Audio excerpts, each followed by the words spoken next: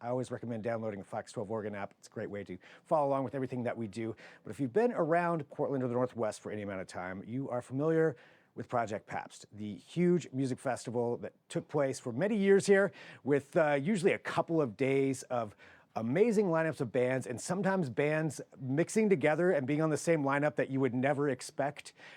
Things like Andrew WK and Lizzo, or Ice Cube, or Duran Duran, or Tame Impala.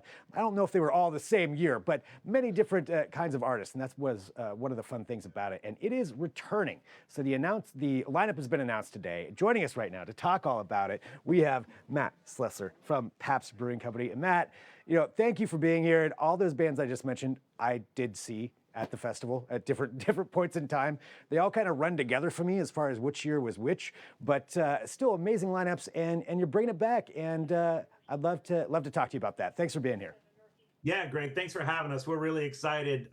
Needless to say, it's my phone's been ringing off the hook today. We did a pretty good job of keeping it a secret, which I think people who know me would be surprised I was able to keep my mouth shut on it. But we're really excited to have it back again. And Portland's been such a great city to Pabst Blue Ribbon beer that, all we've always wanted to do is just repay that back. And after everything's happened over the last 3 or 4 years, we're glad to be able to have it back in the middle of Portland again. Yeah, I mean, it's great. And I think, for a little bit of education too, for people who maybe didn't experience it when it was around, can you give the history of the festival itself and just how it all got started?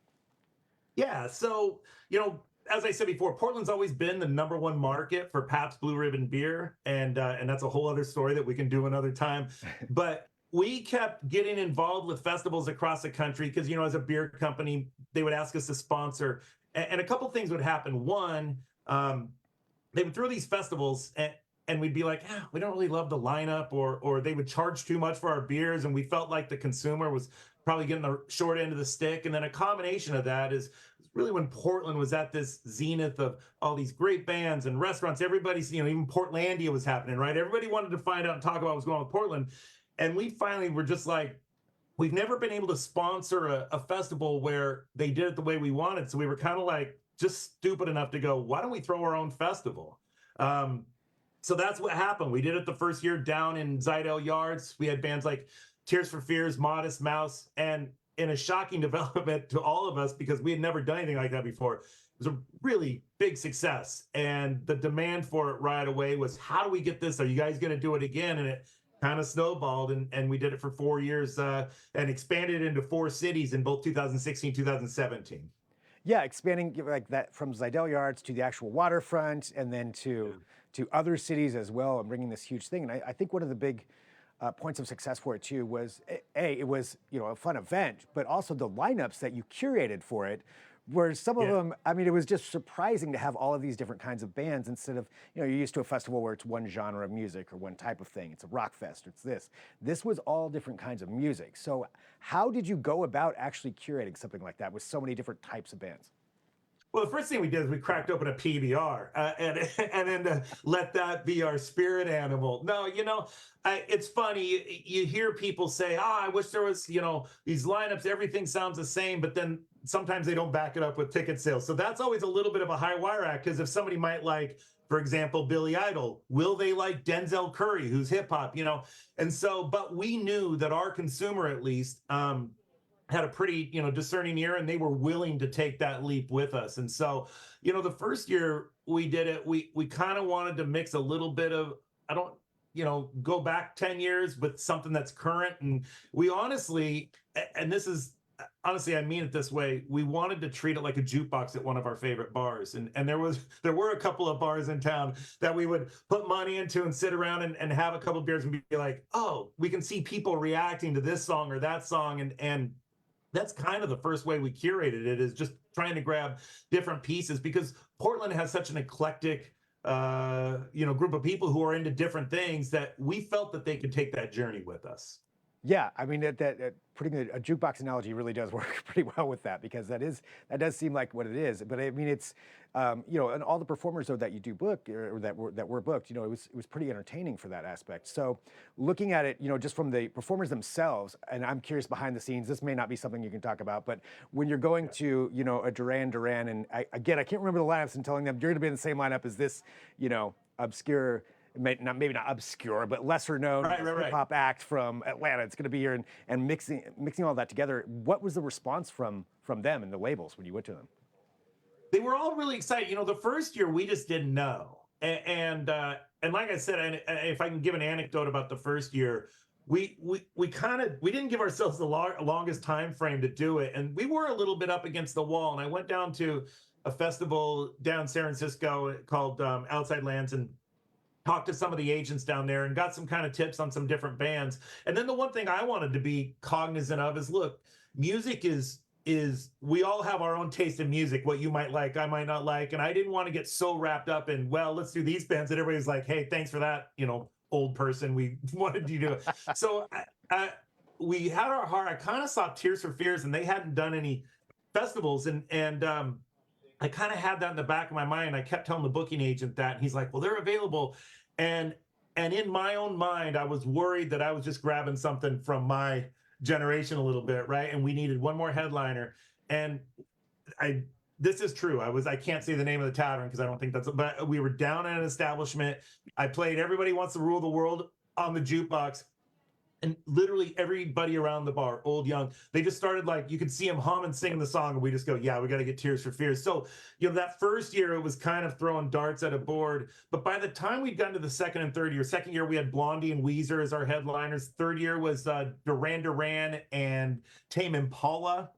And then fourth year was Beck and Iggy Pop. And by about the second or third year, the artists knew that we were treating the agency, we were treating their artists right. They saw how eclectic the bills were, and I think they all really embraced it. We really have never had anybody who was just like, I don't know. I mean, it's usually just matching up schedules is the hardest part, but we've never had any pushback. Everybody's really excited. When we announced that we were doing this again, our booking agent, Trevor Solomon at True West, he got inundated with all the agents, and some of them got mad because we only have so many bands we can put on the list, so there was some that we just couldn't make happen, and hopefully they'll play it next year. But we had a lot of people wanting to do it again. I mean, that's a great sign that it's been 7 years since the last one, and people are clamoring to be on this. And I want to talk about the lineup, but something really quick just to ask you too, because you mentioned just hearing the eclectic taste in Portland. So to ask a Portland specific question about that, what do you think it is about Portland that makes it so receptive to a concert like this that has such an eclectic lineup? Yeah, I mean, it's a good question. I don't know. Maybe there's just more young. It's really weird. We have a lot of music venues here, and obviously the city has changed in the last few years. But I'm lucky. I get to travel around the country and see different markets, see different cities, and you do notice the abundance of music venues here compared to a lot of cities. And also, just I think it's a very attractive city for young artists to move to, and to hey, especially back in 2014, a lot of the Midwest kids that were tired of getting snowed on, and say, I have so many friends that are like from Wisconsin that moved out here. They're like, yeah, we're done with the cold. We want to come out to Portland, and we've got the mountains. It's an attractive city because you got the ocean, you got the mountains, and I think it's a city that draws people to it, draws young people to it, and with that, they probably have more a wider array of tastes than maybe somebody stuck in their ways who's just listening to their same records every day. And I'd also even say the thing I think that surprised us the most, because we haven't done this in 7 years, is the way that streaming services, whatever your opinion is of them, it's allowed people to have more access to music. And we have a person on our team who I think she's 28, 29 years old, and her taste sometimes skews older than the stuff that I listen to. And I'm like, how do you even know that band? But they have so much access to bands that people listen to that I think it really broadened the scope of a lot of music fans, to be honest with you. I mean, that's great. That allows for the enjoyment of so many different things, because there is a lot out there, and you're right, that access does help. And let's talk about this year's lineup, because talk about a wide range of artists on one bill. I mean, just Saturday alone, Billy Idol, T-Pain, Violet Femmes, and Gossip. I mean, that right there. Never would I think that Billy Idol and T-Pain would be on the same lineup. Yeah, no, and we kind of like that. It's funny when we announced today, obviously.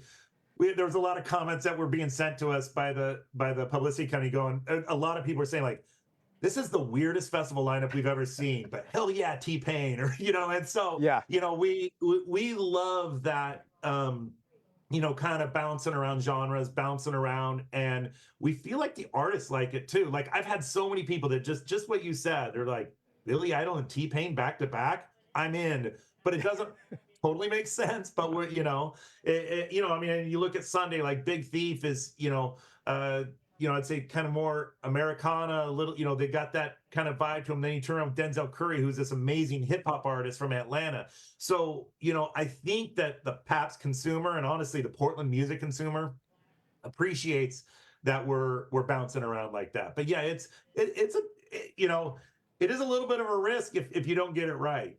So Right. Yeah. But I mean, it seems like so far the feedback has been pretty well. And I did just, for context here too, just show some of these images from previous years, just giving people an idea of what goes on there. Oh yeah, and yeah, with the unicorn too. I do have to ask. So that yeah, unicorn, is it coming yeah. back?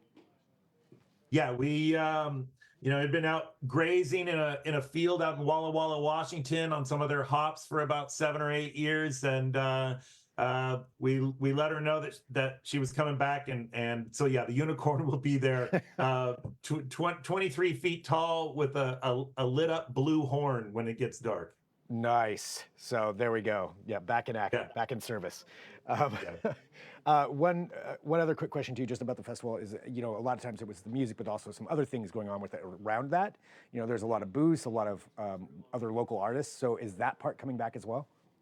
Yeah, we're still working through that right now. We're looking at the park and the size of it, and we want to make sure that it's comfortable for everybody. And we're obviously going to have some very Pabst inspired type activations. But our first, it's a different time than it was 7 years ago. So our first and foremost thing is we want to make sure that everybody's in there safe, comfortable. We have enough bathrooms, have enough, that kind of infrastructure. Then that's when we go through and kind of look at it and kind of place some different items. We do know that all of our food's going to be local food carts or local purveyors. We're going to go back and do that again, and we'll be announcing that at some point. But everything we do with this, with the exception of bringing in bands from other cities, everything we do is local. The bartenders are local, the production company's local, the people that make the unicorn are local. We really want to pour as much money into the city of Portland, the citizens of the city of Portland as possible. So we try to do everything local here.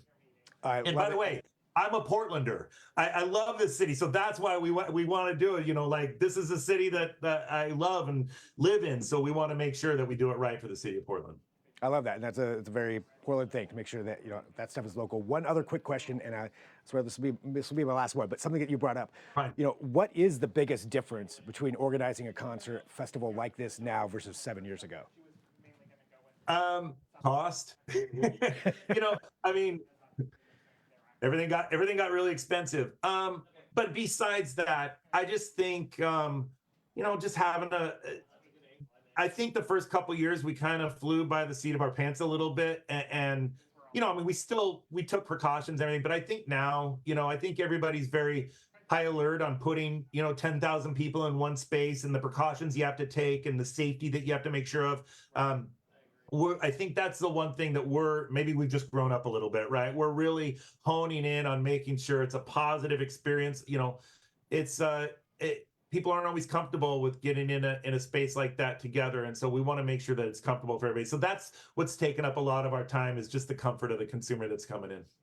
Awesome. Well, Matt, thank you very much, for joining me here to talk about it too. It's definitely exciting, and just so everybody can see right there. So it's July 27th, 28th. On the waterfront here in Portland, and there's your lineup again. Yeah, T-Pain, Billy Idol. Yeah, I'm in for that. So Thanks so much. We really appreciate it. We'll see you out there. yeah, sounds great. All right, thanks for joining. Take care. Thanks. And for everybody watching again, this is Fox 12 Now, so we live stream here every weekday starting at 1 p.m. Pacific, and we're on a number of different platforms. Do you recommend that app so you can download that, or of course the website? You can live stream, and then you can share the segments, watch all of our past segments there as well. If there's any breaking news between 1 p.m. and 4 p.m., this is the place to go, wherever you're watching me right now. So you can join in. We'll send out an alert. You can join in, and we'll let you know what that is. But for right now, I'm going to sign off. I'll talk to you soon. I'm Greg Nibbler. This is Fox 12 Now.